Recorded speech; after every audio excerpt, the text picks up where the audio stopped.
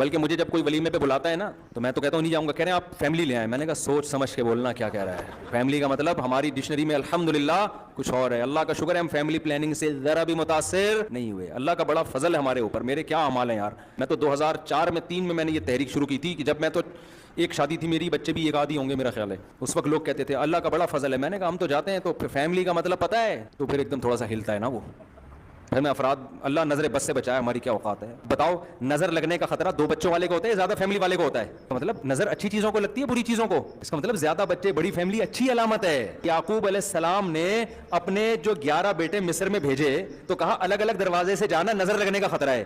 اگر 2 بچے ہی اچھے ہوتے تو 2 بچوں کو نظر لگنے کا خطرہ ہوتا نا. 11 ہیں تو بھائی خطرہ ہے یار, الگ الگ دروازے سے جاؤ. ایسا نہ ہو ایک دم لوگ دیکھیں یار یہ کون ہے, ایک ہی آدمی کے 11.